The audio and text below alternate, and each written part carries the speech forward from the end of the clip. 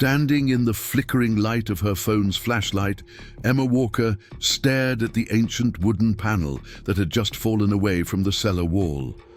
Behind it lay something that made her blood run cold. The faded military insignia etched into metal caught her eye first, followed by rows of strange symbols that seemed to pulse in the dim light. 3 hours ago, she'd been ready to sign this worthless farm away to developers. 3 hours ago, she'd never heard of the Pioneer Alliance. 3 hours ago, she didn't know her grandmother had been guarding the most dangerous secret in American history. What happened next would bring the governor's convoy screaming down these dusty Kansas roads by dawn, transforming a forgotten farm into ground zero for a revelation that would shake the foundations of everything we thought we knew about our past. Before we dive deeper into this incredible story, tell us where you're tuning in from, and if this story touches you, make sure you're subscribed, because tomorrow I've saved something extra special for you. The late August heat shimmered across the endless Kansas plains as Emma Walker's rental car kicked up clouds of dust along the forgotten county road. She hadn't been back to Cedar Valley since she was 12, and nothing about the landscape sparked any warm memories. Her GPS kept losing signal, and she'd already passed the same weathered grain silo twice. The inheritance letter from Bob Green's law office had been sparse on details, mentioning only that her grandmother Margaret had left her the entirety of Dusty Acres Farm, all 800 acres of what the locals now called the most unproductive land in the county. Emma pulled over beside a rusted mailbox that barely held the faded numbers 1847.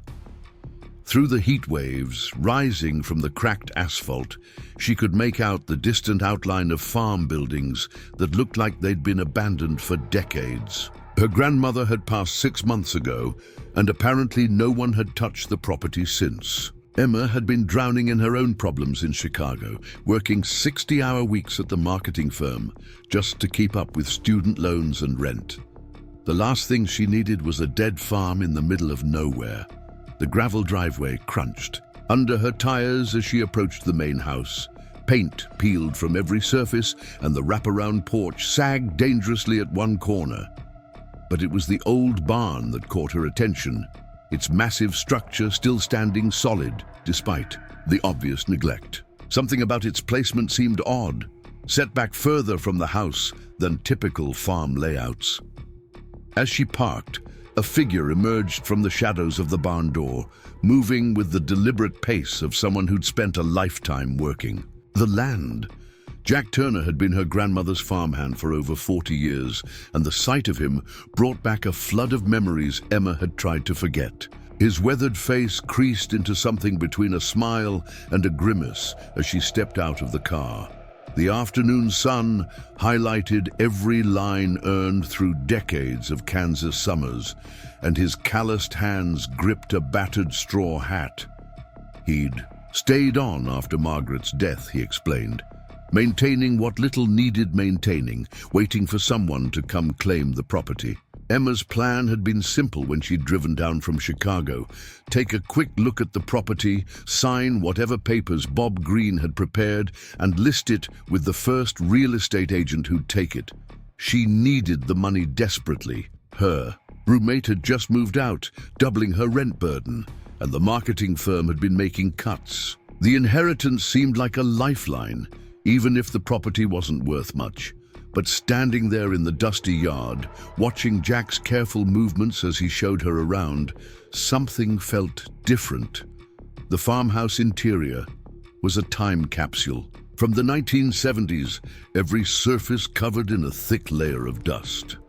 Family photographs lined the hallways, most featuring people Emma didn't recognize. Her grandmother smiled from faded Polaroids, always wearing the same simple cotton dresses, always with dirt under her fingernails from the garden. Jack explained that Margaret had lived simply, but had been particular about certain things. She never let anyone in the old cellar beneath the barn, always did her own canning down there, and kept the key on a chain around her neck until the day she died. As evening approached, Jack mentioned he'd been staying in the small foreman's cottage near the eastern pasture. He'd kept paying himself a modest wage from the farm account. He admitted sheepishly, just enough to buy groceries and gas. Emma assured him it was fine, though she wondered how long the money would last. The books, Jack explained, were in the old granary, along with decades of farm records.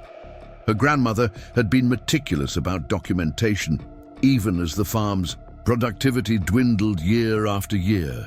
The Prairie Inn in downtown Cedar Valley hadn't been updated since Emma's childhood, but it was clean and cheap. Over a dinner of meatloaf and mashed potatoes, she scrolled through real estate listings on her phone.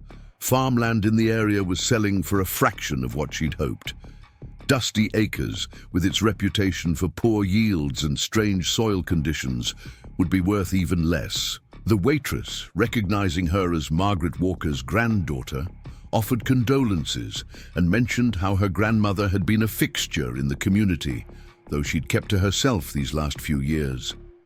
Emma barely slept that night, her mind racing with calculations. Even if she sold quickly, after taxes and real estate fees, she'd have enough to cover maybe 6 months of expenses. The marketing firm had been hinting at more layoffs, and her position as junior account manager wasn't exactly secure. She'd spent 5 years building a life in Chicago, telling herself she was living her dream, but lately it felt more like treading water. The inheritance had seemed like a rescue boat, but now it was looking more like a leaky life raft. Morning came too soon, and Emma found herself back at the farm as the sun painted the prairie in shades of gold and amber. Jack was already working, repairing a section of fence near the barn. He'd brought coffee in a thermos, strong and black, the way farmers had been drinking it for generations. As they stood watching the sunrise, he mentioned something that made Emma's attention sharpen. Her grandmother had left specific instructions about the cellar, written in a letter Jack was supposed to give to whoever inherited the property. The letter was in a sealed envelope, yellowed with age. Jack produced it from his jacket pocket with the reverence of someone handling a sacred document. Margaret's careful handwriting spelled out Emma's name on the front, along with a date from 3 months before her death. Inside, the message was brief but unsettling. The cellar contained family items that needed to be preserved, and only a blood relative should enter. There was a small brass key taped to the bottom of the page, along with a warning that the steps were steep and the air might be stale. Emma fingered the key, its weight surprising for something so small. Jack watched her carefully, his expression unreadable. He'd never been in the cellar himself, he explained. Margaret had been adamant about that. Even when she'd grown too frail to manage the steep steps easily, she'd insisted on going down alone. The entrance was inside the barn, hidden behind an old horse stall that hadn't housed animals in decades. Something about Jack's tone suggested he knew more than he was saying. But Emma didn't press. The barn's interior was cooler than expected, shafts of morning light streaming through gaps in the siding. The smell of old hay and machine oil filled the air, along with something else Emma couldn't identify. Jack led her to the back corner, where wooden partitions marked the old horse stalls. Behind a stack of moldering feed bags, a heavy wooden door was set into the floor. Iron hinges and a modern padlock seemed out of place against the aged wood. The lock opened smoothly with the brass key, and Jack helped her lift the door. The cellar steps descended into darkness, carved from rough limestone. Preparing and narrating this story took us a lot of time, so if you are enjoying it, subscribe to our channel. It means a lot to us. Now back to the story. Emma's phone flashlight revealed walls of stacked stone, expertly fitted without mortar. The construction was old, possibly predating the barn itself. Jack offered to go first, but the letter had been clear.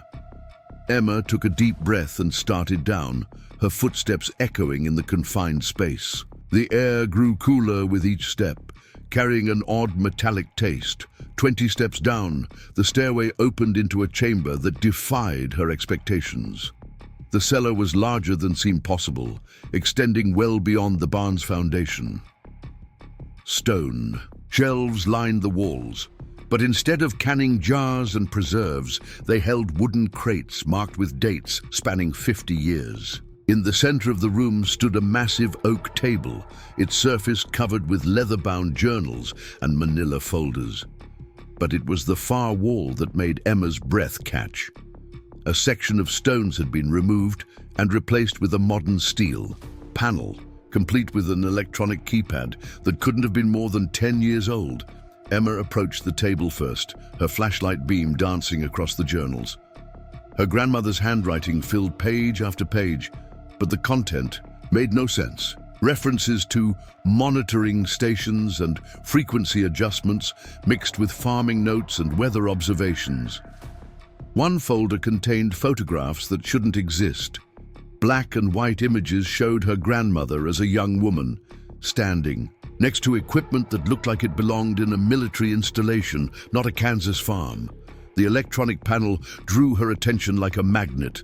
Unlike everything else in the cellar, it was clean, free of dust or cobwebs. The keypad glowed softly when she approached, displaying a simple prompt for a 6-digit code.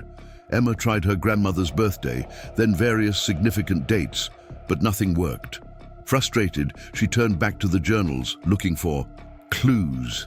That's when she noticed the pattern. Certain numbers appeared repeatedly in her grandmother's notes, always in the same sequence.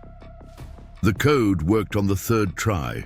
With a soft hiss, the steel panel slid aside, revealing another chamber beyond. Emma hesitated at the threshold, her rational mind screaming that this was impossible. The hidden room was filled with equipment that hummed with quiet energy.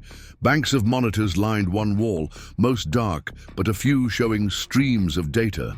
In the center sat what looked like an old radio transmission setup, but modified with components she didn't recognize. A thick manual sat open on the operator's desk, its pages filled with technical diagrams and procedures.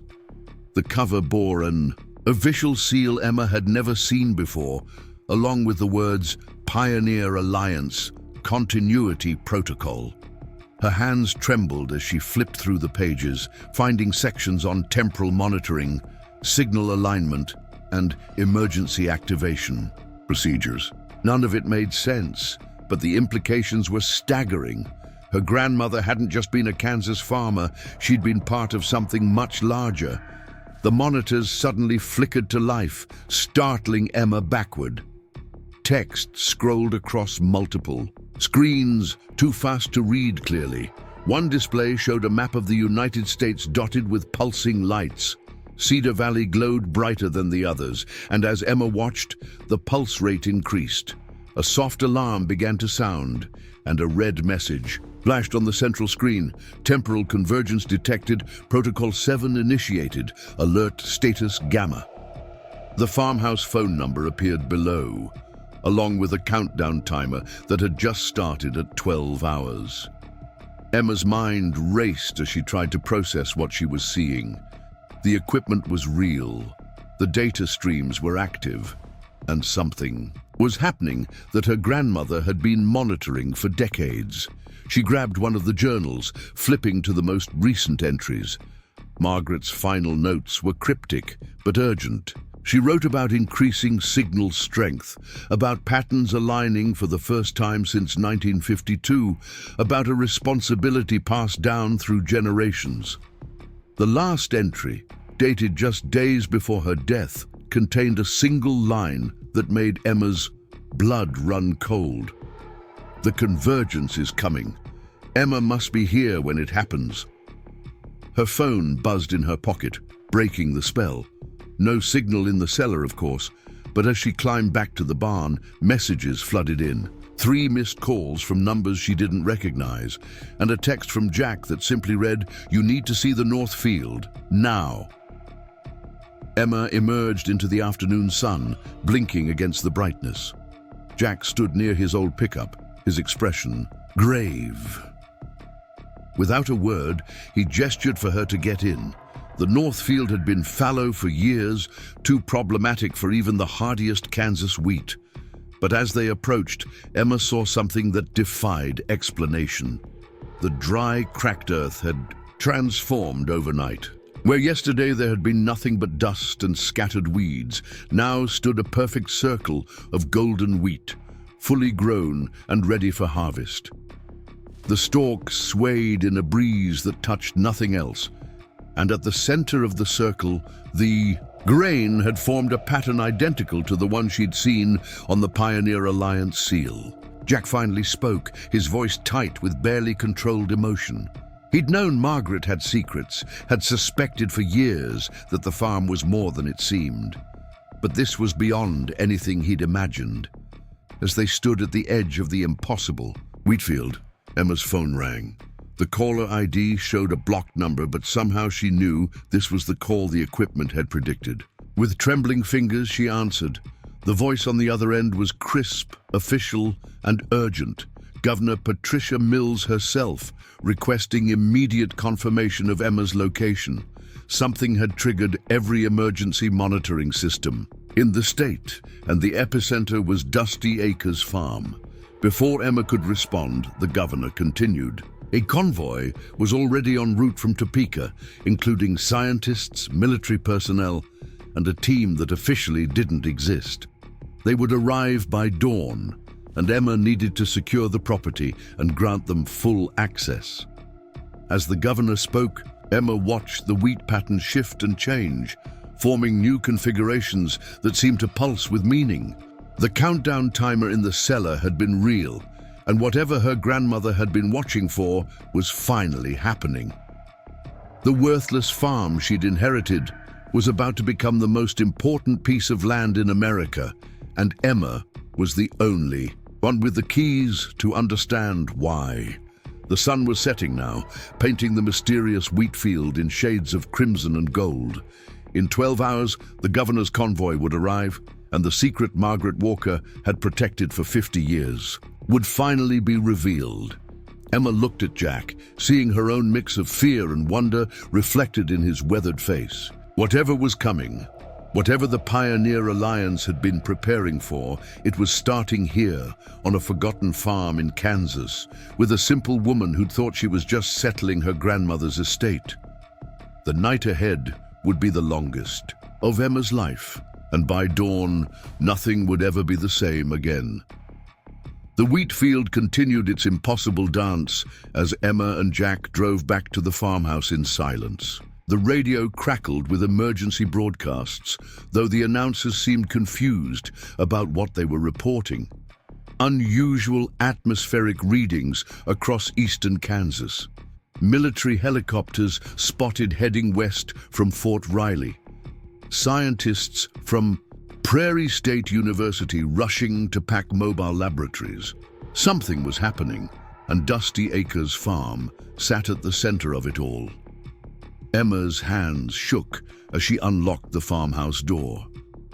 The comfortable chaos of her Chicago apartment seemed like a memory from another life. Here in her grandmother's kitchen, time had stopped somewhere around 1985.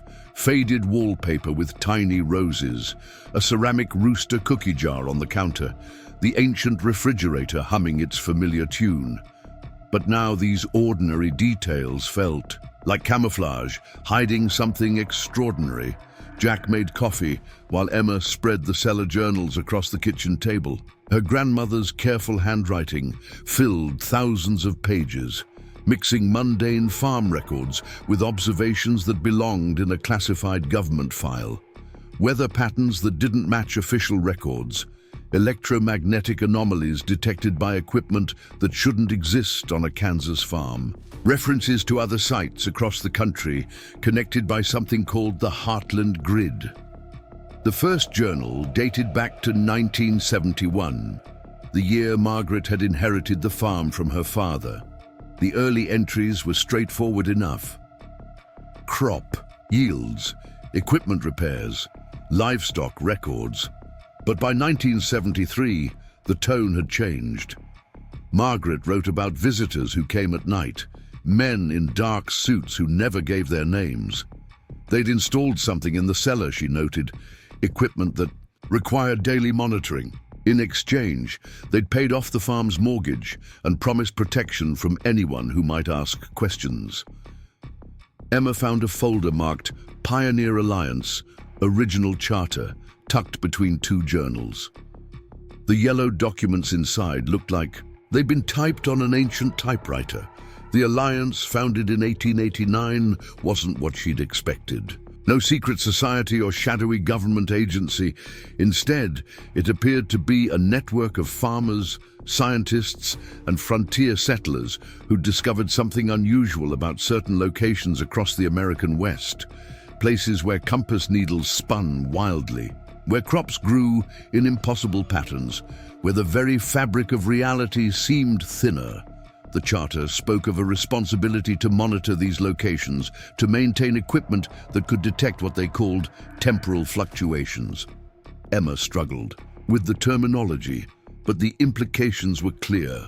The Pioneer Alliance believed they'd found points where time itself behaved differently, places where past, present, and future weren't quite as separate as they should be. They'd built a network to watch these sites, passing the duty down through generations. Jack refilled their coffee cups, his movements careful and deliberate. He'd found something too, he said, pulling a metal box from his jacket. Margaret had given it to him years ago, with instructions to pass it along if anything ever happened to her. Inside was a small device about the size of a deck of cards, its surface covered in symbols that matched those in the cellar. When Emma touched it, the device activated, projecting a holographic display into the air above the kitchen table.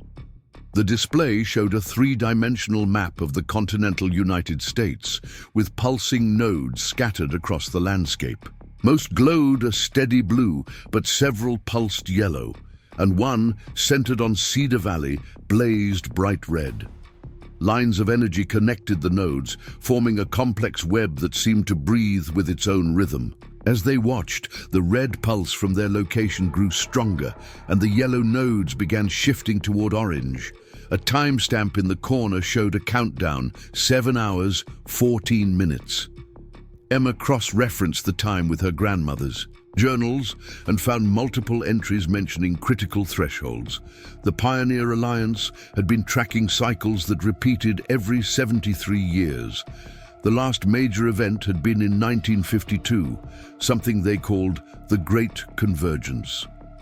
Margaret's father had been the monitor then, and his notes described phenomena that sounded like science fiction. Time distortions, parallel echoes, glimpses of possible futures. The kitchen lights flickered, and both their phones lost signal simultaneously. Outside, the evening sky had taken on an unusual quality, like looking through old glass.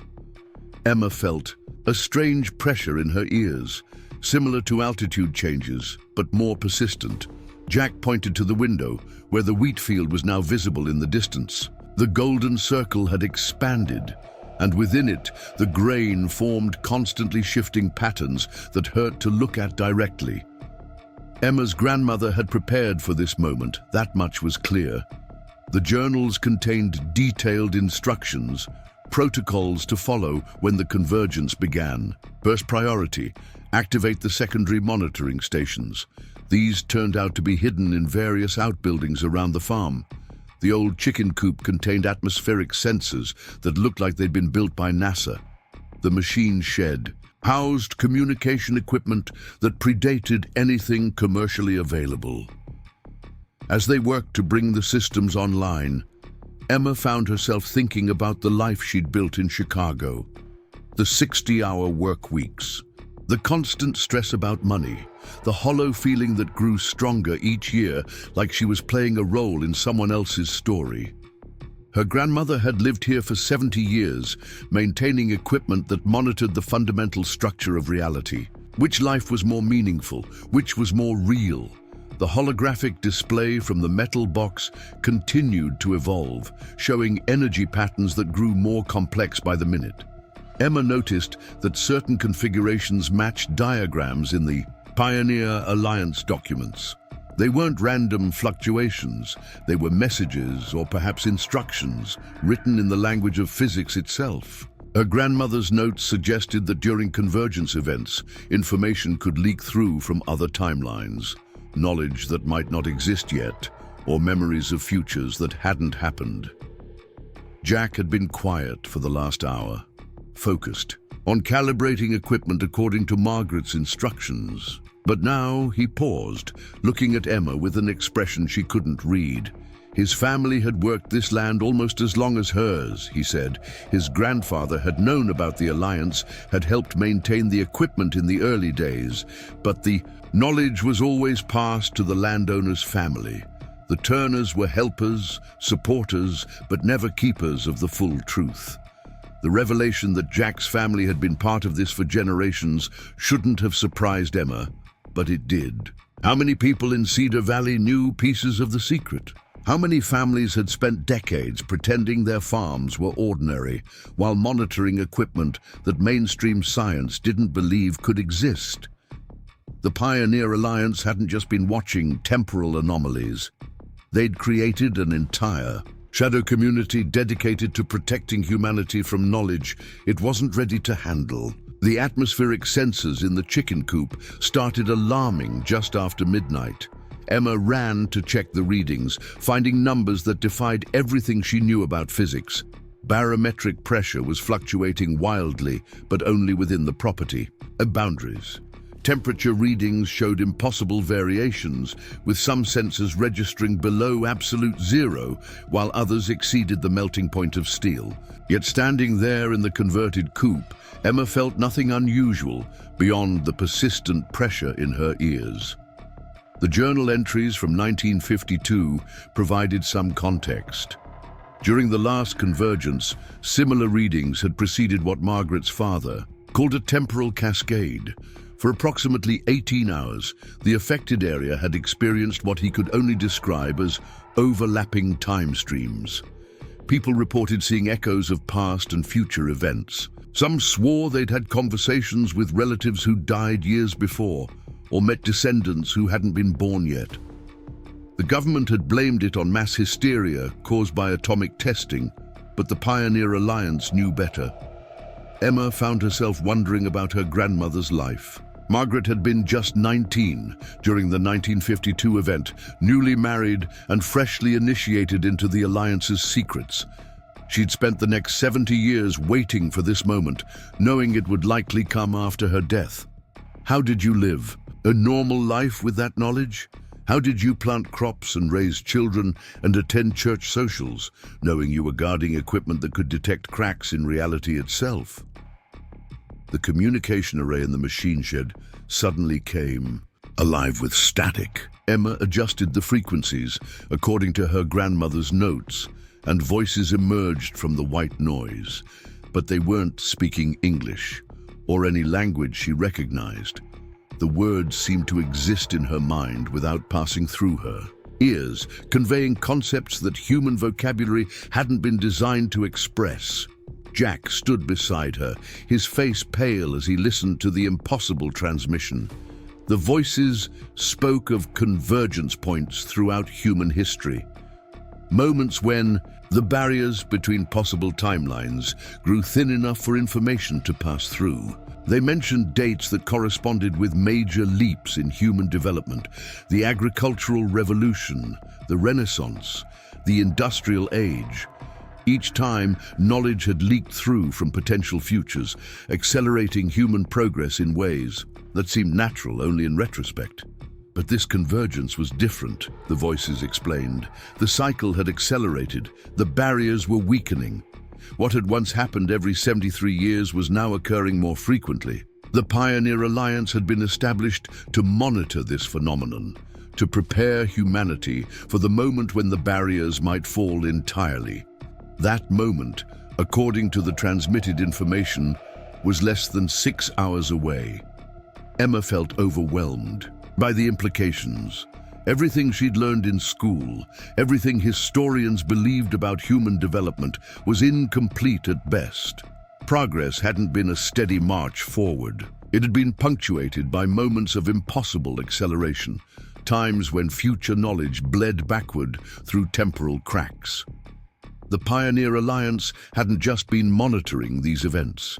They'd been managing them, ensuring the information flow didn't destabilize society entirely. The wheat field was now clearly visible even in darkness, glowing with an internal light that painted the farm buildings in golden hues. The patterns within the grain had become more complex, forming mathematical equations and geometric shapes that seemed to explain fundamental principles of space-time. Emma recognized some of the symbols from her grandmother's journals, but others were entirely new, possibly representing concepts that wouldn't be discovered for decades. Jack had found more equipment in the storm cellar beneath the house, devices that looked like they'd been built by different generations of Alliance members.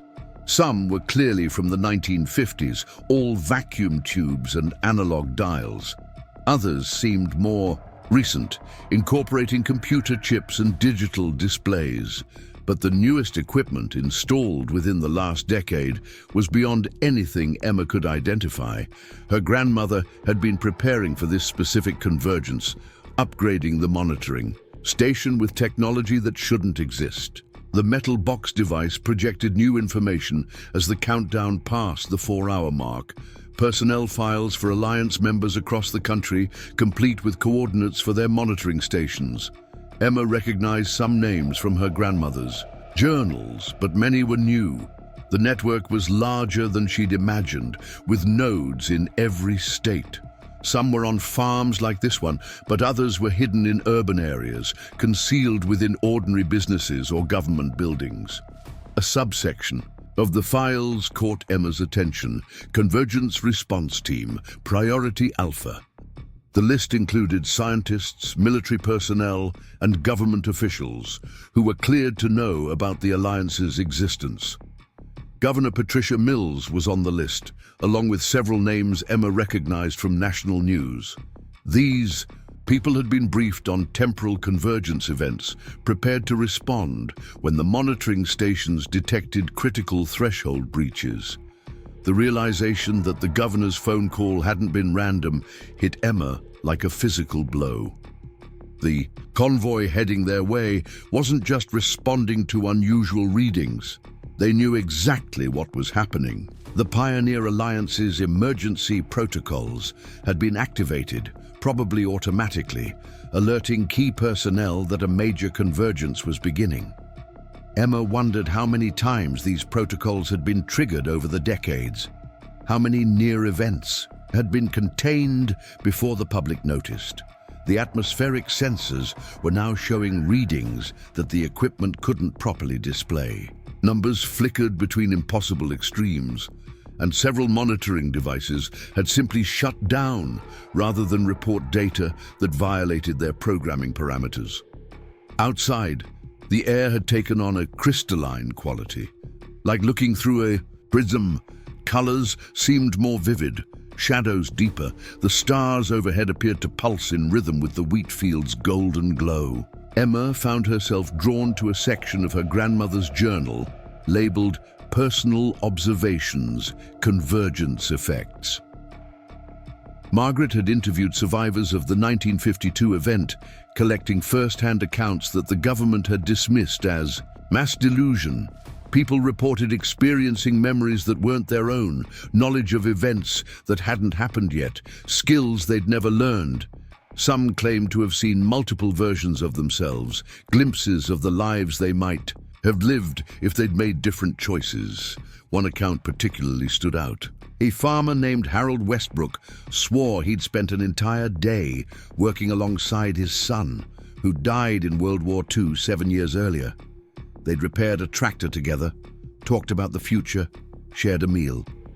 Harold's wife confirmed that he'd been alone all day, but the tractor had indeed been fixed, using techniques Harold had never known. The repairs incorporated engineering principles that wouldn't be published in any manual for another decade. Jack called Emma's attention to the main monitoring screen, where the countdown had reached 3 hours. The map showed the energy web, connecting Alliance stations pulsing faster now, synchronized with some vast cosmic rhythm. But something else was happening. New nodes were appearing, points of light in locations where no Alliance station existed. The network was spontaneously expanding, responding to the convergence by awakening dormant sites that had been forgotten or never officially documented. Emma cross-referenced these new locations with historical records her grandmother had compiled. Many corresponded with Native American sacred sites, places indigenous peoples had marked as special long before European settlement. Others aligned with reports of unexplained phenomena throughout American history. The Pioneer Alliance hadn't discovered these temporal anomalies. They'd rediscovered knowledge that earlier cultures had possessed and either lost or deliberately hidden. The communication array crackled with a new transmission, this time in recognizable English. A woman's voice, clinical and precise, reading coordinates and status updates. "This is Station 77 Alpha. Convergence threshold reached. Initiating containment protocols. All stations report status." Emma realized she was hearing the Alliance network coming online across the country. Voices began responding, each with their own designation and readings. The hidden community her grandmother had been part of was revealing itself, drawn from shadow by the imminent event. Station by station, the reports painted a picture of a nationwide phenomenon. Temporal distortions in Nevada, electromagnetic, anomalies in Maine, gravitational fluctuations in Florida. The convergence wasn't limited to Cedar Valley. It was happening everywhere, but their location was somehow the focal point, the keystone that would determine how the event unfolded. Emma felt the weight of inherited responsibility settling on her shoulders like a lead blanket. The next 2 hours passed in a blur of activity. Emma and Jack worked to bring every piece of equipment online, following protocols that Margaret had refined over decades. The cellar beneath the barn had transformed from a mysterious archive into a fully operational command center. Screens displayed data from sensors scattered across the farm. Communications channels connected them to Alliance stations nationwide. The impossible was becoming routine, filtered through technology that bridged the gap between accepted science and hidden truth. As dawn approached, Emma found herself standing in the north field, watching the wheat patterns evolve. The grain now formed complex three-dimensional structures that seemed to exist in more space than the field could contain. Looking at them too long made her dizzy, as if her brain couldn't properly process the geometry involved. Jack stood beside her, silent but steady, a reminder that she wasn't facing this alone. The first vehicles of the governor's convoy appeared on the horizon just as the countdown reached 30 minutes. Black SUVs and military trucks racing down the county road, their headlights cutting through the pre-dawn darkness. Emma watched them approach with a mixture of relief and apprehension. Help was coming, but it also meant the end of secrecy. Whatever happened in the next hour would change everything, not just for her, but for the world's understanding of what was possible.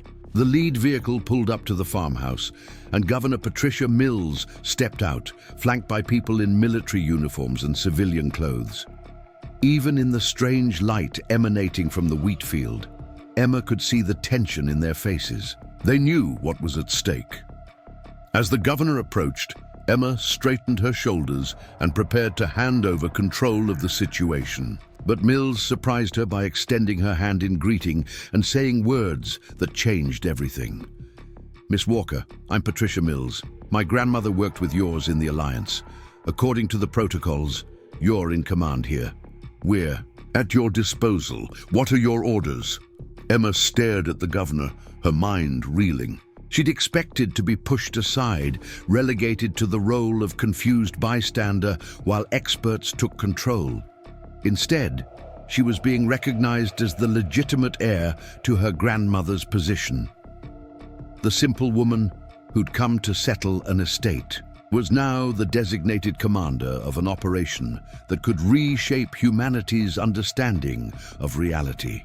The countdown timer in her mind ticked towards 0 as the sky began to lighten in the east.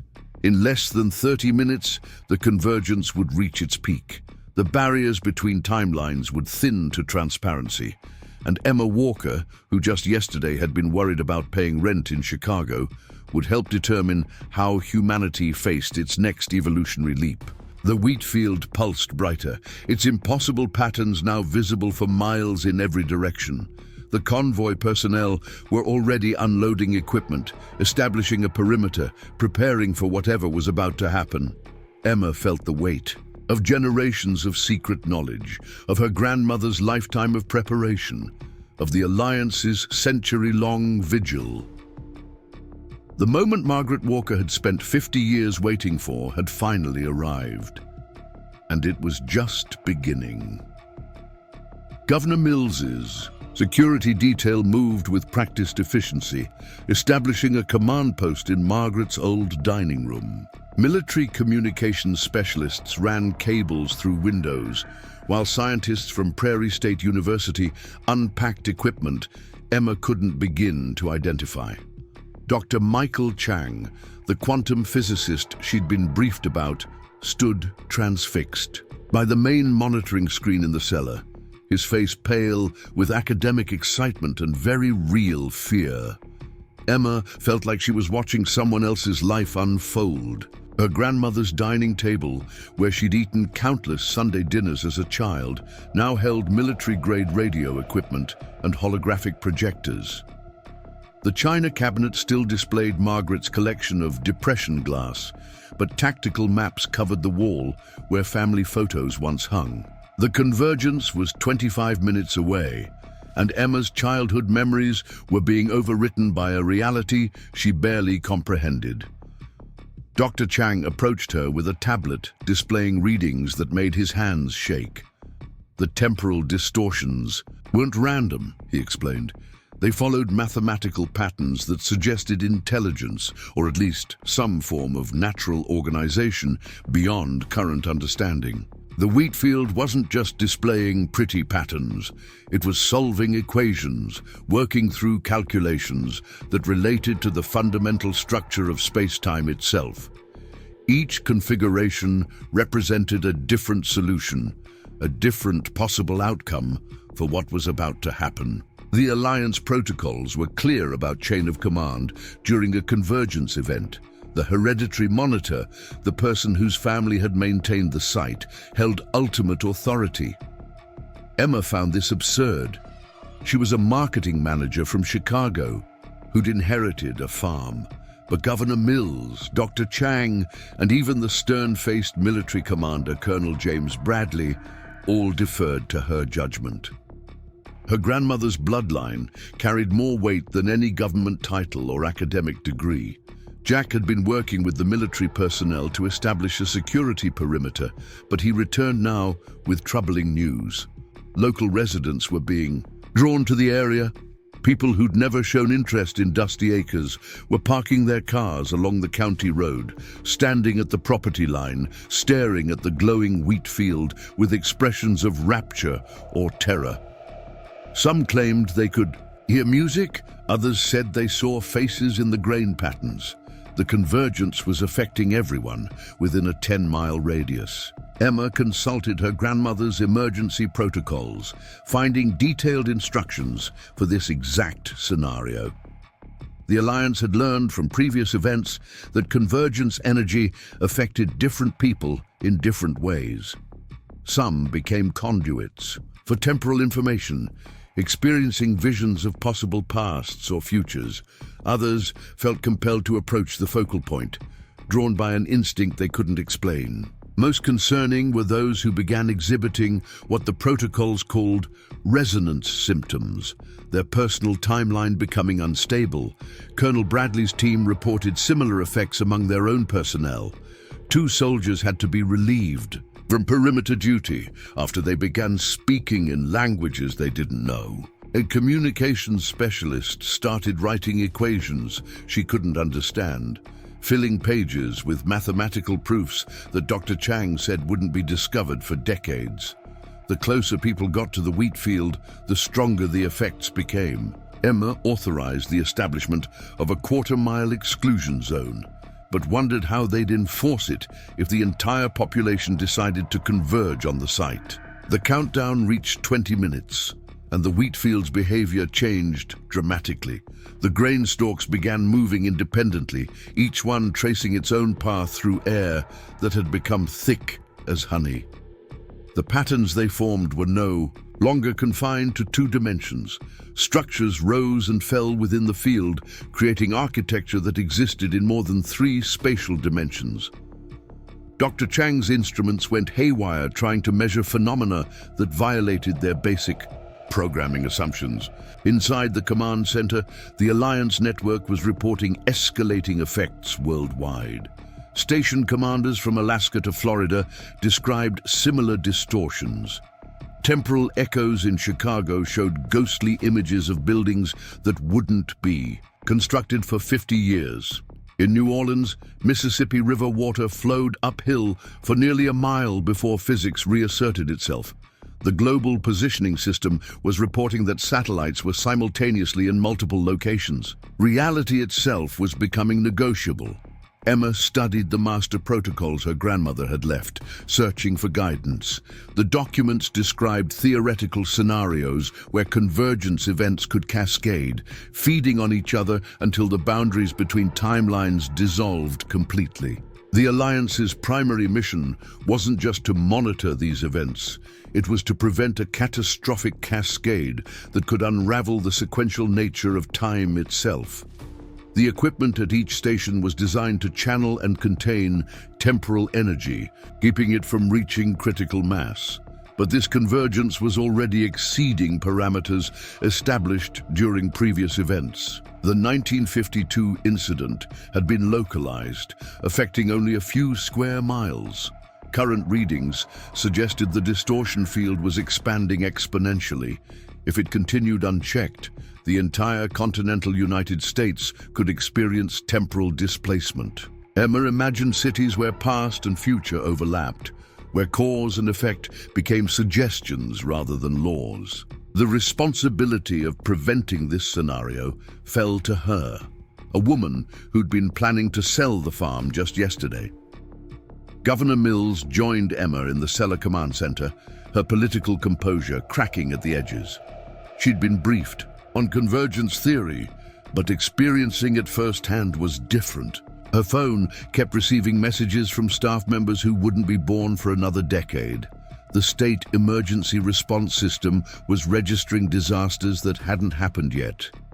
Mills asked Emma directly whether they should evacuate the surrounding and counties, but the protocols were clear. Moving people during active convergence often made their temporal displacement worse.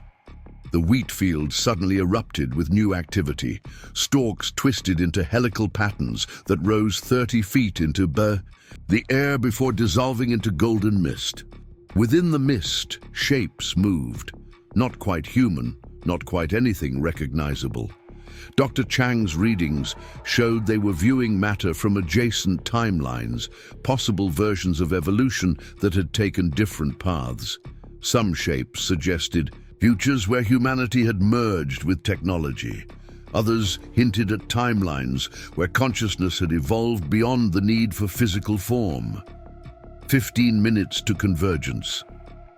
Emma felt time itself becoming elastic around her. Seconds stretched into minutes, then snapped back like rubber bands. She'd reach for something and find her hand had already grasped it. Conversations happened before they started. Effect preceded cause in small but noticeable ways. The cellar's stone walls seemed to breathe, expanding and contracting with rhythms that matched the wheat field's pulsing light.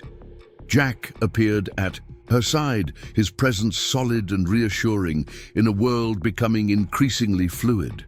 He'd been reading the Alliance archives while she coordinated with the response team. The historical record showed that every convergence had a human focal point, someone whose personal timeline became the anchor for navigating temporal chaos. In 1952, it had been Emma's grandfather. The role wasn't chosen. It emerged naturally, usually falling to someone with both bloodline connection and emotional investment in the site. The realization that she might be this convergence's focal Point terrified Emma. She was already experiencing temporal echoes more strongly than others. Memories that weren't hers flashed through her mind. Skills she'd never learned guided her hands as she operated equipment she shouldn't understand. The boundary between Emma Walker, marketing manager, and Emma Walker, hereditary guardian of temporal stability, was dissolving like morning mist. 10 minutes. The military personnel reported that their weapons had become unreliable. Not malfunctioning. Exactly, but taking on properties that defied conventional physics. Bullets existed in quantum superposition, simultaneously fired and unfired. Radio communications carried messages from past and future operations. Colonel Bradley ordered his troops to rely on pre-electronic equipment, falling back on protocols that hadn't been used since World War II. Dr. Chang's team made a breakthrough. In decoding the wheatfield's mathematical display, the patterns weren't random solutions to abstract equations. They were instructions, a manual for navigating temporal convergence written in the universal language of mathematics. The shifting configurations showed different paths through the upcoming event, some leading to stability, others to cascade failure. Emma realized her grandmother hadn't just been monitoring these patterns. She'd been learning to read them, preparing for the moment when someone would need to choose the right path. The countdown reached 5 minutes, and reality began to seriously fray at the edges. Emma saw herself standing in multiple locations simultaneously. In one version, she was 8 years old, playing in this same cellar while her grandmother canned peaches. In another, she was elderly, teaching a young woman who looked eerily familiar how to operate monitoring equipment that hadn't been invented yet. All versions were equally real, equally present, existing in a temporal soup that threatened to overflow its boundaries. The Alliance network was approaching overload. Station commanders reported that their containment systems were redlining across the board. The energy patterns connecting sites had become visible to the naked eye, creating an aurora-like display that painted the pre-dawn sky in impossible colors. News reports were coming in about mass hallucinations, though Emma knew better. People weren't hallucinating. They were seeing through the thinning walls between timelines. 3 minutes.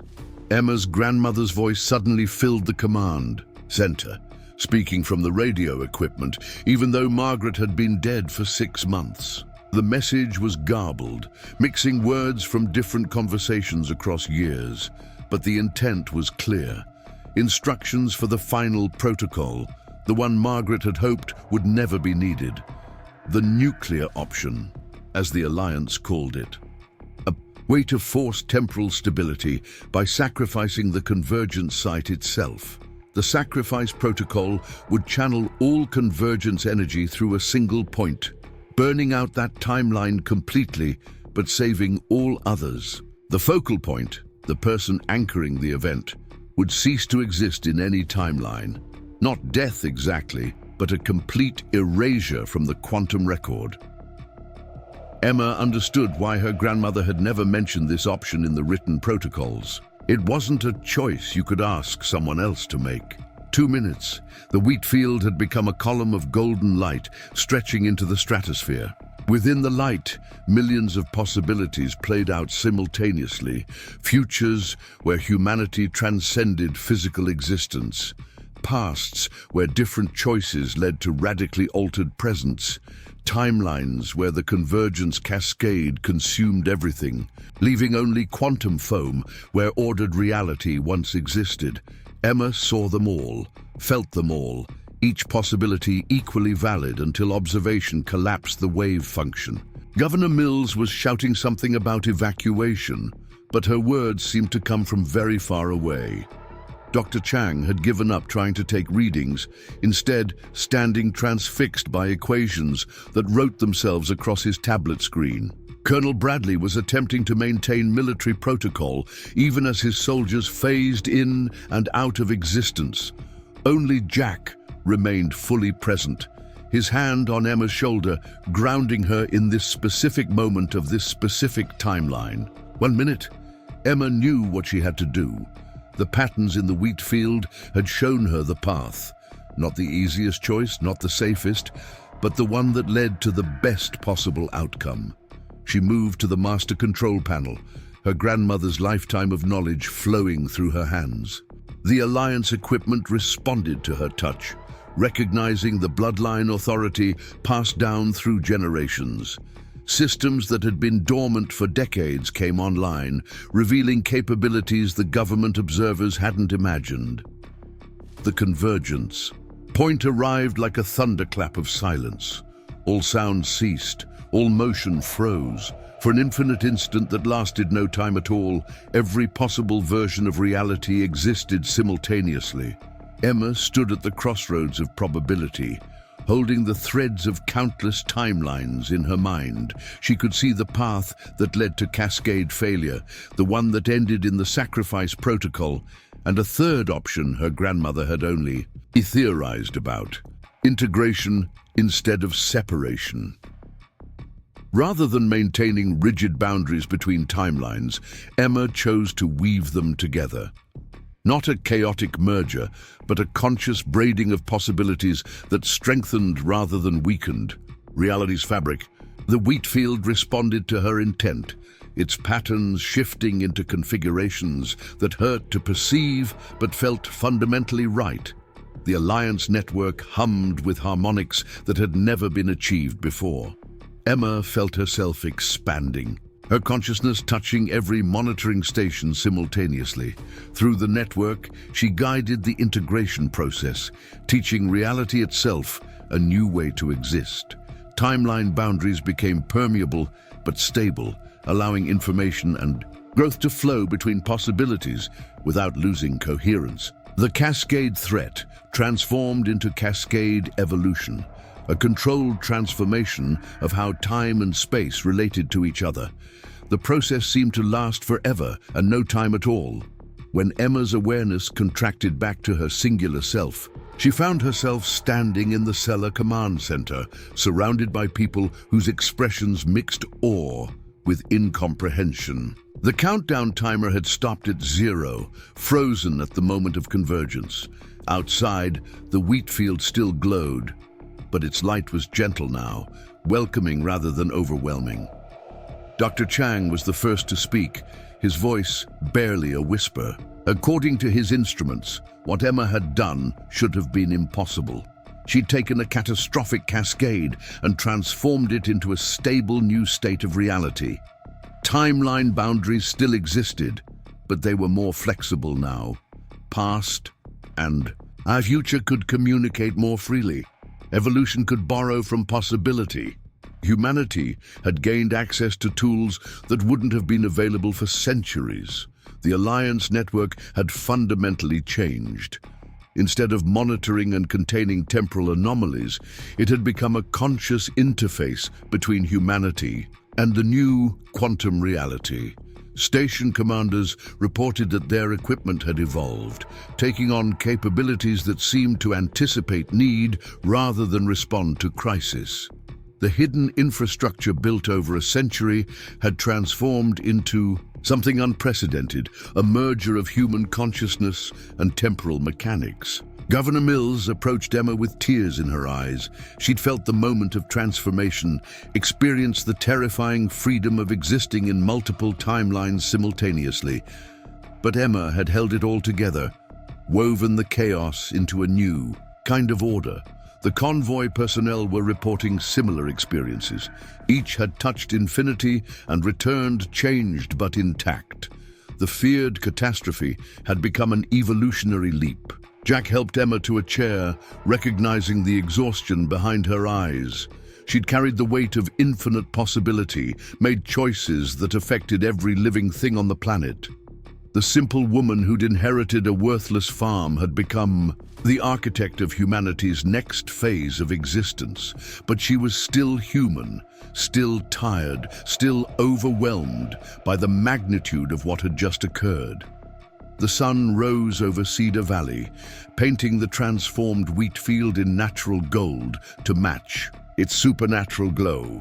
The grains still formed patterns, but they were readable now, offering guidance rather than confusion. The convergence was complete, but its effects would ripple forward through time. Children born from this day forward would grow up in a world where the boundaries between possible and actual were more negotiable, where human potential had expanded beyond previous limits. Emma looked at her grandmother's journal, still open on the command table. Margaret's final entry had been prophetic. The convergence will come, and with it, choice, not just for one person, but for all humanity. I pray my granddaughter has the wisdom to choose growth over safety, integration over isolation. The future depends on her courage to embrace the impossible. The Alliance's mission had succeeded beyond its founders' wildest dreams, the temporal anomalies they'd spent. A century monitoring hadn't been flaws in reality's fabric. They'd been opportunities, windows into a larger truth about the nature of existence. Emma had looked through those windows and chosen to open the doors.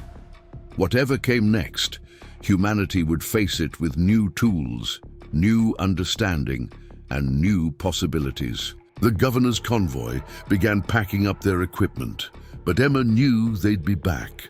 The farm was no longer just a monitoring station. It had become a teaching center, a place where humanity could learn to navigate its expanded reality. The worthless inheritance had transformed into something priceless, a bridge between what was and what could be. As morning light filled the Cellar Command Center, Emma felt the weight of her new responsibilities settling onto her shoulders. But unlike the crushing pressure of her Chicago life, this weight felt purposeful. She was no longer running from her heritage. She was embracing it along with the infinite possibilities it represented. The convergence had ended, but the real work was just beginning. The days following the convergence blurred together in a symphony of change. Emma found herself at the center of a transformation that rippled outward from Dusty Acres Farm like drops in a cosmic pond. Scientists from around the world descended on Cedar Valley, their instruments detecting phenomena that rewrote textbooks in real time. The wheat field had stabilized into a permanent feature, its golden glow visible from space, marking humanity's first conscious interface with the quantum nature of reality. Dr. Chang established a research camp near the North Field. His team, working around the clock to document the new physical laws that governed the transformed space. They discovered that within the wheat circle, time flowed differently. Not faster or slower exactly, but more flexibly. Researchers could spend subjective days studying phenomena while only hours passed outside the field. The grain itself defied botanical explanation, each stalk functioning as a biological quantum computer, processing information from multiple timelines simultaneously. Emma's role evolved rapidly from confused inheritor to something unprecedented in human history. The integration process had left her fundamentally changed. She could perceive timeline variations the way others saw colors, understanding intuitively which possibilities led to growth and which to stagnation. Government officials, scientists, and spiritual leaders sought her guidance as humanity grappled with its expanded reality. But Emma remained grounded in the farmhouse where her grandmother had raised her, finding wisdom in the simple routines of rural life. The Pioneer Alliance emerged from shadows into an organization the world desperately needed. Station commanders from 57 sites across North America reported similar transformations at their locations. The hidden network had become humanity's training ground for navigating multidimensional existence. Former secret keepers became teachers, sharing knowledge accumulated over generations. Jack Turner, despite his protests about being just a farmhand, found himself lecturing quantum physicists about practical applications of temporal mechanics he'd absorbed through decades of proximity to the equipment. Local effects manifested in surprising ways. Cedar Valley's struggling Main Street experienced a renaissance as visitors flooded the small town. The Prairie Inn, which had nearly closed the previous year, became an international destination. Local farmers reported unprecedented crop yields, though their produce exhibited properties that challenged traditional nutrition science. Vegetables, grown near the convergence site, contained complex proteins that shouldn't exist in plant matter. Water from wells within the affected area displayed memory properties, retaining molecular information across state changes. Sarah Coleman, Director of State Emergency Management, established a permanent office in Cedar Valley's old post office building. Her job description had evolved from disaster response to reality management coordinator. The convergence hadn't been a one-time event. Smaller temporal fluctuations occurred daily, each one offering opportunities for discovery or potential crisis. Coleman's team worked with Emma to develop protocols for managing these micro-convergences, teaching people to navigate temporarily fluid reality without losing their sanity. The governor's administration faced unprecedented challenges as Kansas became ground zero for humanity's evolution. Patricia Mills found herself mediating between federal authorities who wanted to militarize the sites and international organizations demanding open access to convergence phenomena. Emma's counsel proved invaluable during these negotiations. Her unique perception allowed her to see which policy decisions would lead to beneficial outcomes across multiple probability streams. Under her guidance, they established the Cedar Valley Protocols, a framework for managing humanity's relationship with malleable space-time. Children born after the convergence exhibited remarkable abilities, not superpowers in the comic book sense, but an intuitive understanding of quantum mechanics that older generations struggled to learn. 3-year-olds played games that involved manipulating probability. Elementary school teachers reported students solving problems by accessing information from parallel timelines where the solutions were already known. Educational systems worldwide scrambled to adapt, developing curricula that acknowledged the new normal of flexible reality. The Vatican sent representatives, as did leaders from every major religious tradition. The convergence had theological implications that challenged fundamental assumptions about the nature of existence, free will, and divine intervention. Emma found herself in lengthy discussions with cardinals and monks, rabbis and imams, all seeking to understand how their faith traditions could accommodate a reality where multiple timelines existed simultaneously. Many found that ancient mystical texts suddenly made more sense, their metaphysical poetry revealed as literal descriptions of quantum phenomena.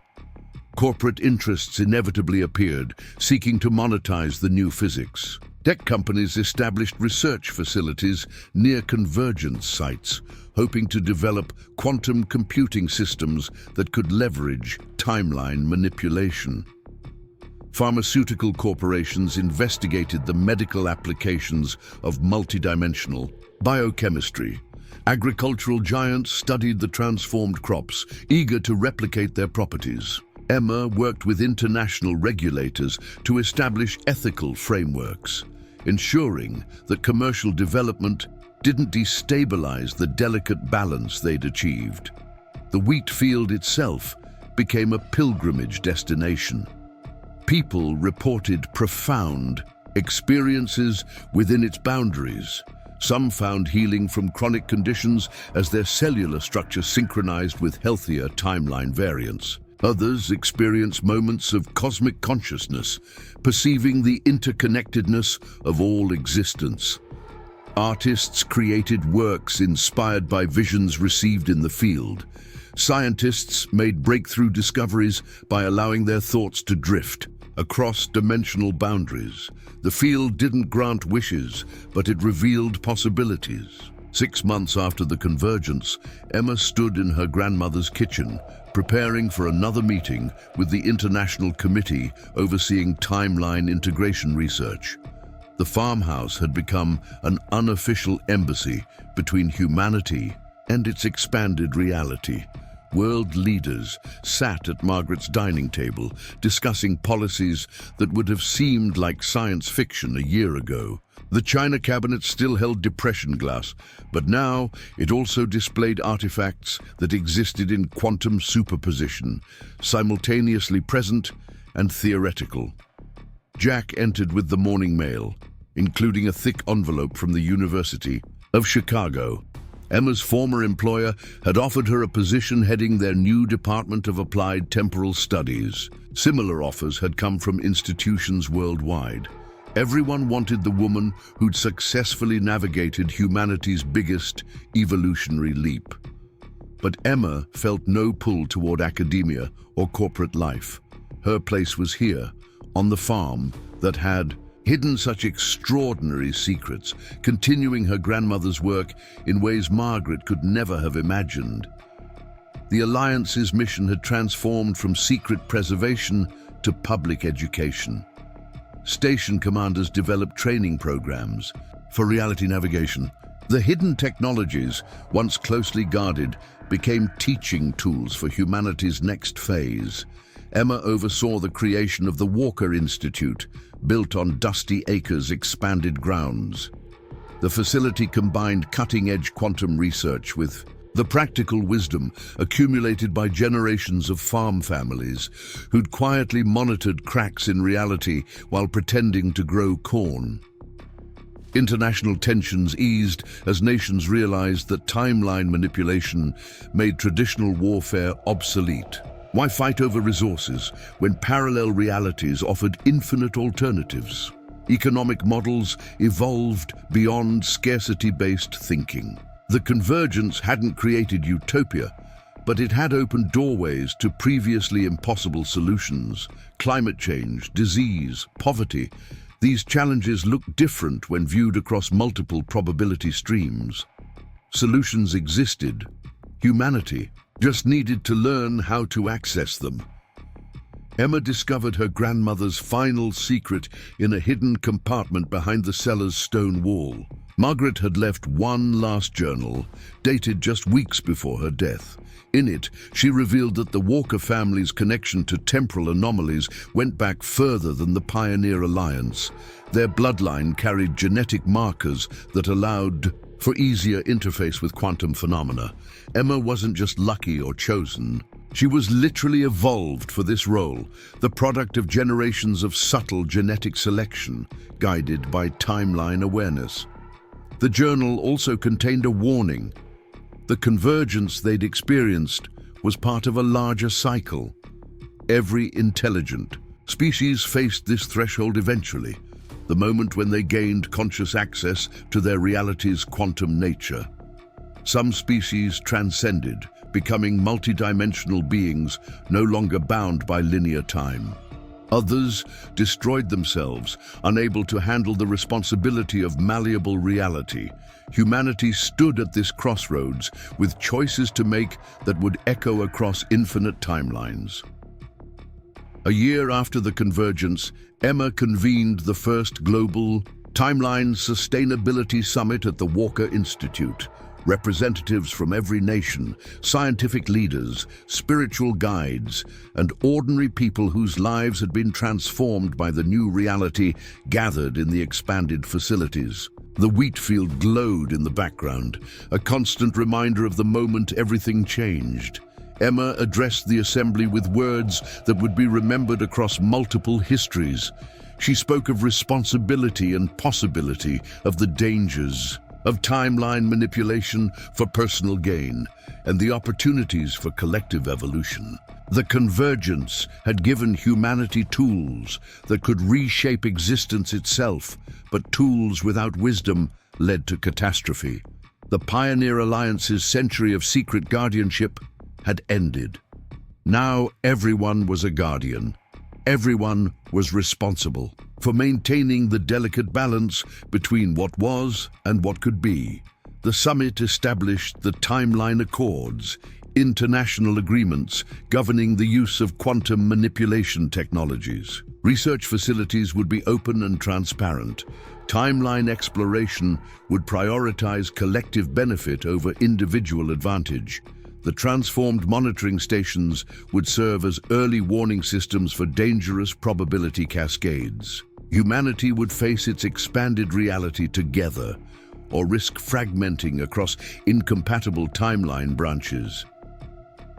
Emma's daily life settled into new rhythms. Mornings spent tending the eternal wheat field, afternoons teaching at the institute, evenings consulting with global leaders navigating temporal crises. She never married, finding companionship instead in the community of seekers drawn to Cedar Valley.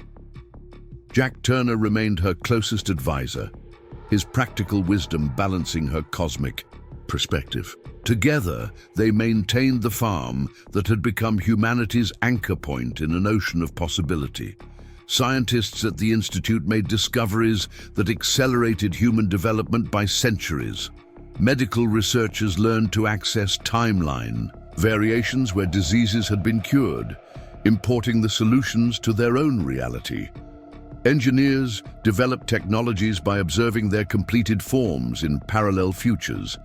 Artists created works that existed simultaneously across multiple dimensions, each viewing revealing new layers of meaning. The boundaries between science, art, and spirituality dissolved in the face of unified quantum truth. 5 years after the convergence, a child was born in Cedar Valley who embodied humanity's next evolutionary step. She could consciously navigate timelines from birth, her infant mind processing reality in ways that would have driven adults mad. More such children appeared worldwide, harbingers of a species transformation that had begun in Emma's wheat field. These quantum natives would inherit a universe far stranger and more wonderful than their parents could imagine. Emma often walked the field at sunset, feeling the pulse of possibilities beneath her feet. The grain whispered secrets of futures yet unborn and pasts that might have been.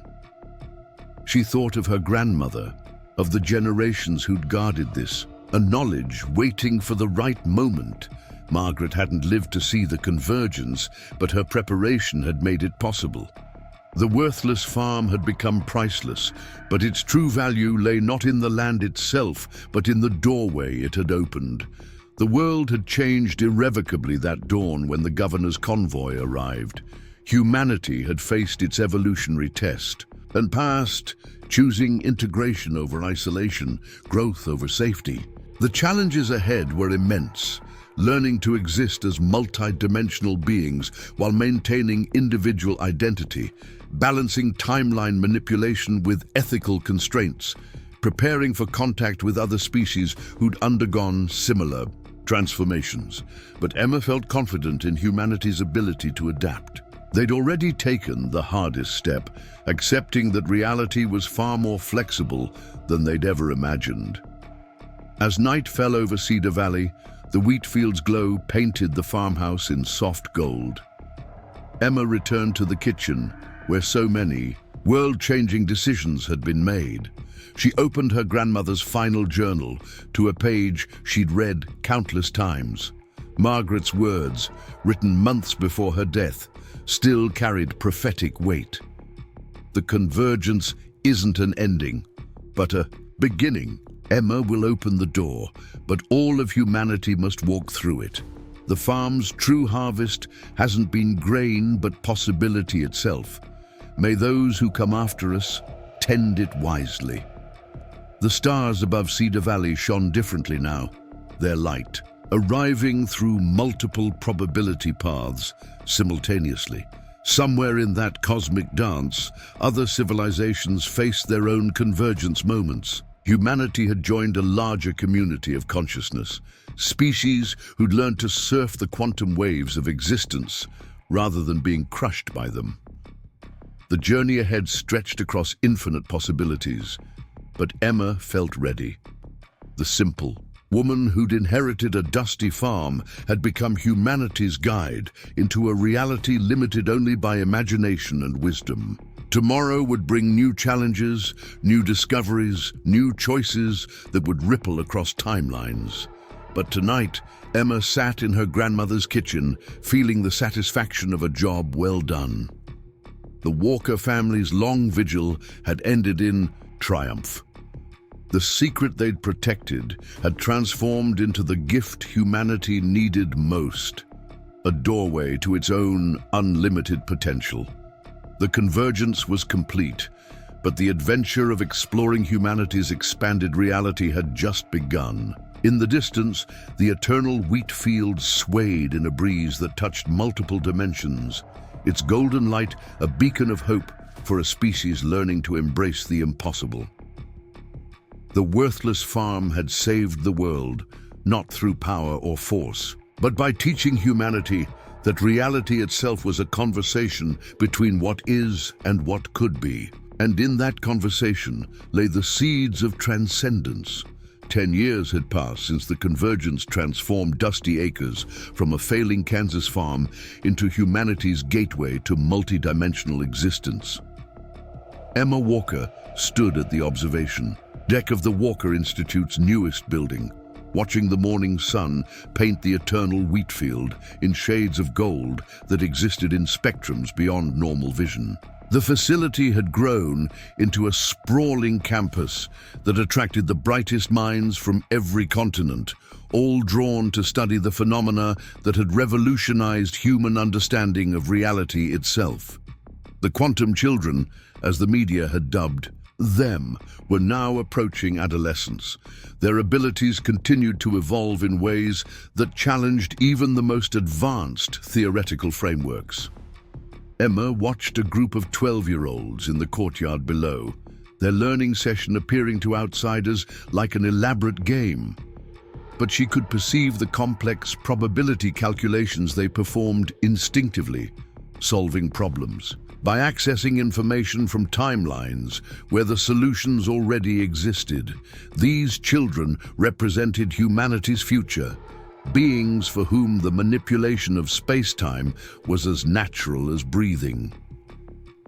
Dr. Sarah Chen, who had taken over from the retired Dr. Chang as lead quantum physicist, approached with the morning's reports. The global monitoring network had detected unusual resonance patterns overnight, signatures that didn't match any previously recorded phenomena. Emma studied the data, her evolved perception allowing her to see patterns that eluded even the most sophisticated computer analysis. Something new was emerging from the quantum foam, something that felt both foreign and familiar. The international community had adapted remarkably well to the new reality. The timeline accords, now ratified by every nation on Earth, had prevented the chaos that many had feared would follow humanity's newfound abilities. Resource conflicts had become obsolete when parallel timelines offered infinite alternatives. Medical science had advanced centuries in mere years, with researchers learning to import cures from realities where diseases had been conquered. Climate. Restoration proceeded at unprecedented rates as engineers accessed technologies from futures where environmental challenges had been overcome. But with great power came unexpected challenges. Timeline addiction had emerged as a new psychological disorder, affecting individuals who became lost in the infinite possibilities of alternate lives. The Walker Institute had developed treatment protocols, teaching people to anchor themselves in their primary timeline while still benefiting from quantum awareness. Emma often counseled these patients herself, understanding better than most the seductive pull of living multiple lives simultaneously.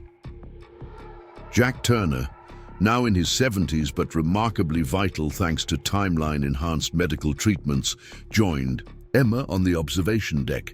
His role had evolved from farmhand to senior advisor, his decades of practical experience with temporal anomalies proving invaluable in developing safety protocols. He carried a worn leather folder containing reports from the agricultural division. The transformed crops were exhibiting new behaviors, responding to global consciousness patterns in ways that suggested a form of plant-based quantum intelligence. The wheat field itself had become increasingly active over the past month. The mathematical patterns formed by the grain had grown more complex, displaying equations that seemed to describe principles beyond current human comprehension. Several of the quantum children claimed they could almost understand the messages, but the knowledge slipped away when they tried to articulate it in conventional language. Emma suspected they were witnessing the emergence of a new form of communication, one that operated directly at the quantum level of consciousness. Governor Patricia Mills, now in her third term and serving as chair of the International Timeline Coordination Council, arrived for their weekly strategy meeting. The political landscape had transformed as dramatically as the physical one. Traditional national boundaries mattered less when citizens could perceive themselves as part of a larger multidimensional community. Wars had become impossible when combatants could see the ultimate futility of conflict across all possible timelines. Diplomacy now focused on navigating probability streams toward collectively beneficial outcomes. The meeting's agenda centered on a phenomenon the monitoring stations had detected 3 weeks ago. Deep space observations showed quantum signatures approaching Earth from multiple vectors. The patterns suggested intelligence, but of a kind humanity had never encountered. These weren't physical craft in the traditional sense, but consciousness. Structures moving through dimensions humans were only beginning to understand. First contact, it seemed, would be unlike anything science fiction had imagined. Emma reviewed the analysis from xenological teams worldwide. The approaching entities appeared to exist primarily in dimensions perpendicular to human space-time, occasionally intersecting with our reality in ways that created the anomalous readings. Their approach seemed deliberate but unhurried, as if they were giving humanity time to prepare. Some scientists theorized these beings had been waiting for Earth to achieve timeline integration before making contact, like cosmic parents watching a child take its first steps. The quantum children showed remarkable prescience about the approaching contact. Many reported dreams featuring geometric beings who communicated through pure mathematical concepts. These dreams were consistent across cultures and continents, suggesting a form of quantum entanglement between human and alien consciousness. The Walker Institute's young residents had begun creating artwork depicting these entities, their drawings showing impossible structures that nevertheless conveyed a sense of profound benevolence.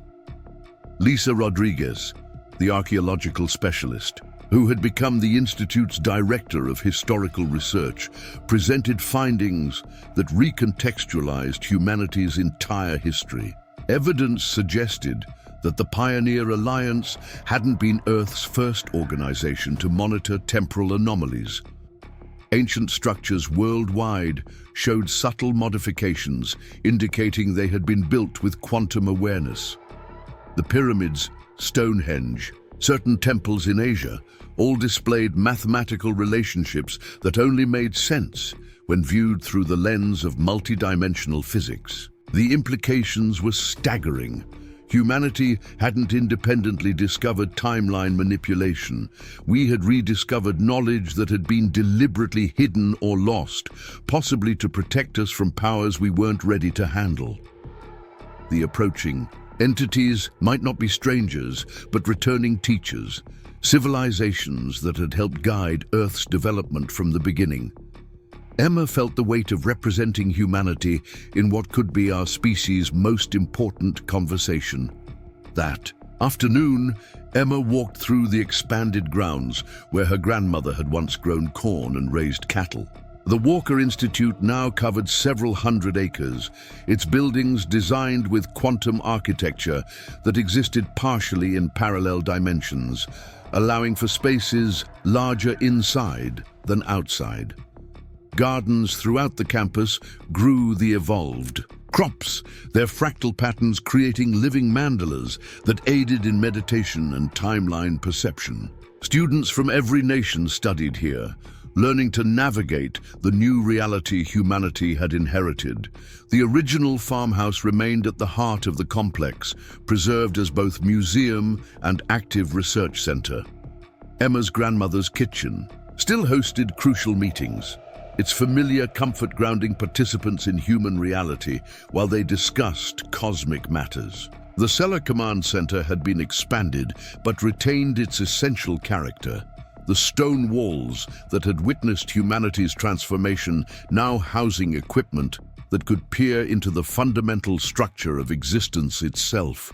As evening approached, the quantum field's activity intensified dramatically.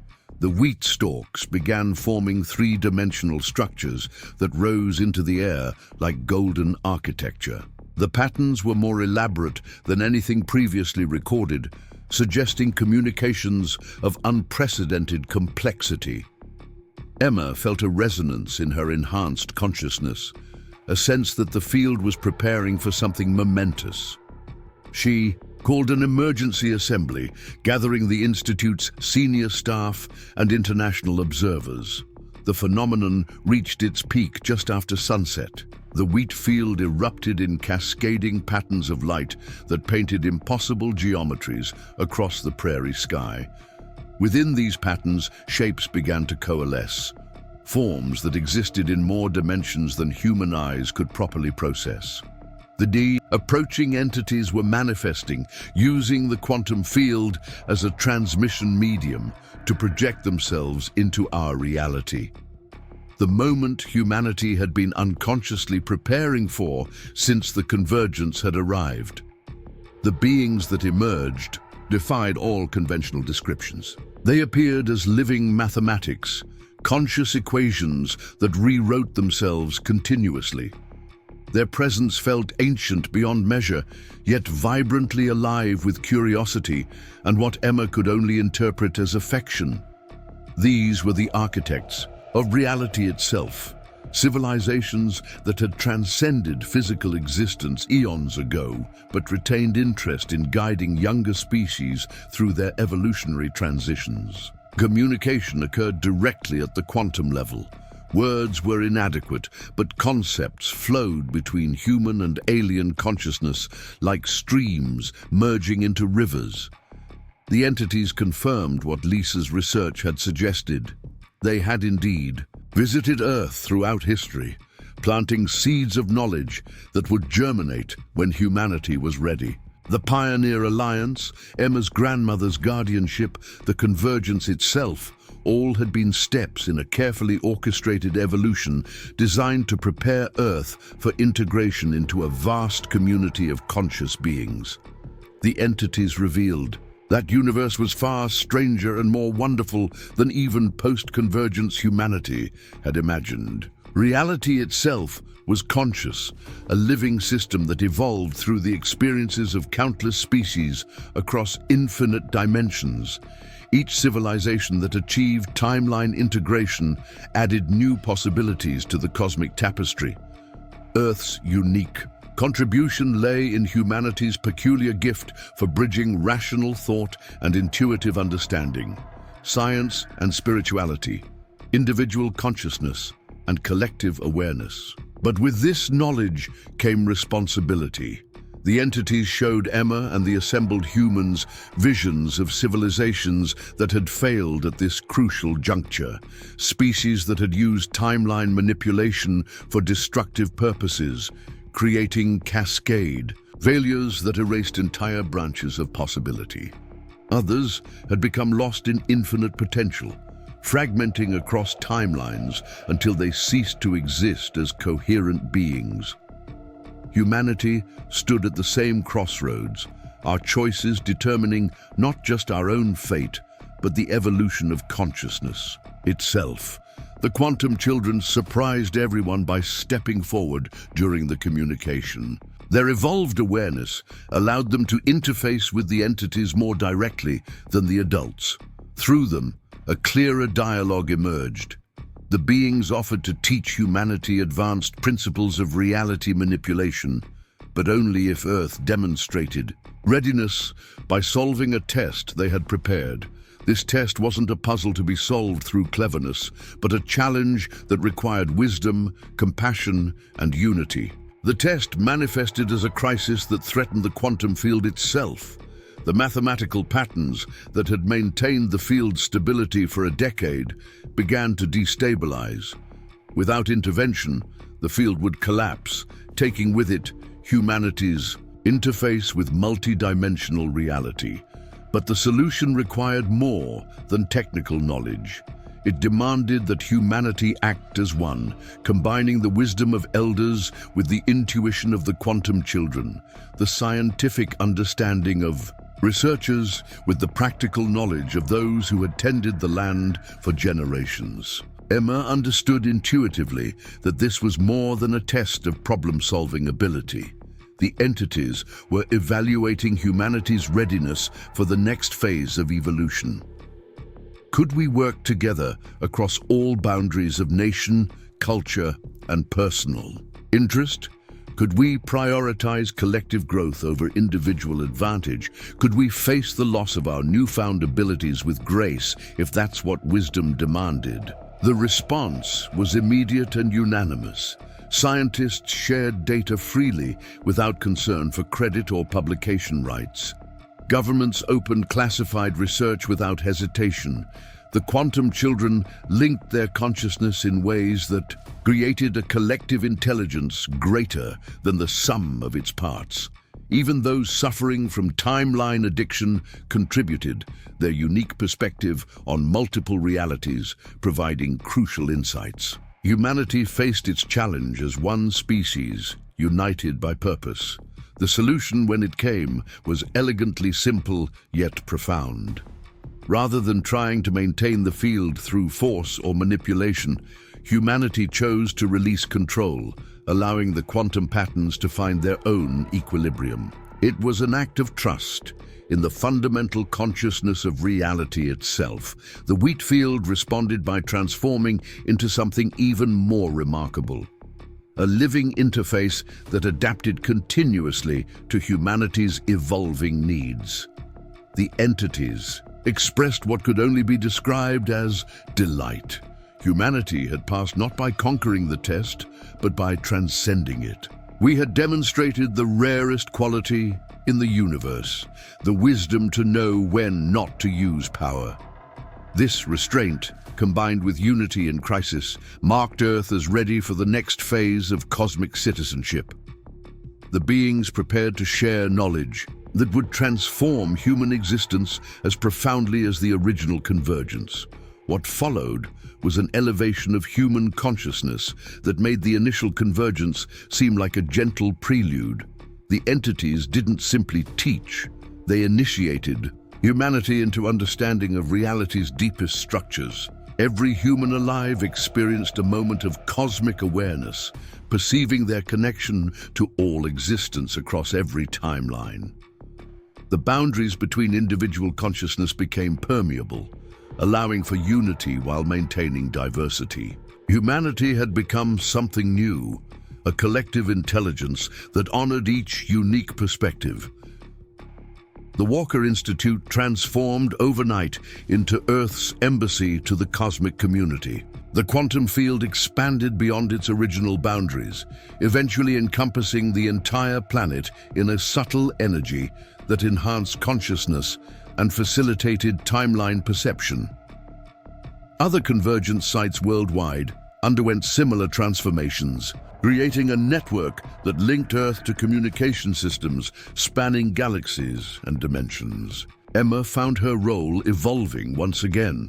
No longer just humanity's guide through quantum reality, she became Earth's first ambassador to the Cosmic Council of Evolved Civilizations. The simple woman who had inherited a dusty farm now represented her entire species in dialogues that shaped the evolution of consciousness itself. Yet she remained grounded in the values her grandmother had instilled: humility, compassion, and the understanding that the greatest power comes from service to something larger than oneself. The quantum children grew into beings of unprecedented capability, equally at home in physical reality and quantum dimensions. They would carry humanity forward into possibilities that their parents could barely imagine. Some became explorers, venturing into realities so alien that human language had no words for what they encountered. Others focused on Earth, helping to heal the damage of centuries while designing new ways for humans to live in harmony with their transformed world. 20 years after the initial convergence, Emma stood once more in the observation deck, now expanded to exist in 7 dimensions simultaneously. Earth had become a beacon in the cosmic community, known for successfully balancing individual freedom with collective wisdom. The challenges were far from over. Each new level of evolution brought its own tests and opportunities. But humanity faced them with confidence, born from the knowledge that we were no longer alone in the universe. The eternal wheat field still glowed with golden light, though its patterns now incorporated concepts from 1,000 different civilizations. Children played in its borders, their laughter echoing across dimensions. Scientists and mystics worked side by side, discovering that the deepest truths required both rigorous analysis and intuitive leaps. The farmhouse where it all began remained at the center, a reminder that the most profound transformations often start in the most humble places. As the sun set over Cedar Valley, painting the sky in colors from multiple realities, Emma thought about her grandmother. Margaret Walker had spent her life guarding a secret that would transform humanity. She had tended her small patch of Kansas prairie, never knowing that she was preparing the ground for a harvest beyond imagination. The worthless farm had become priceless, not through market forces, but through its role in human evolution. Looking up at stars that now revealed themselves as conscious entities in vast networks of intelligence, Emma felt profound gratitude for the journey that had brought humanity to this point. From a desperate woman ready to sell her inheritance to an ambassador for Earth's cosmic destiny, her path mirrored humanity's own evolution. We had faced our fears, embraced the unknown, and discovered that our potential was limited only by our wisdom and courage. The story that began with a mysterious cellar beneath a forgotten farm had become the pivotal chapter in human history. The governor's convoy that had raced through the dawn to Cedar Valley had unknowingly rushed toward humanity's destiny. And Emma Walker, the simple woman who inherited that dusty farm, had opened the door to infinity itself. The convergence hadn't been an ending, but a beginning. The first note in a symphony of consciousness that would play across the cosmos for eons to come. Up next, you've got 2 more standout stories right on your screen. If this one hit the mark, you won't want to pass these up. Just click and check them out.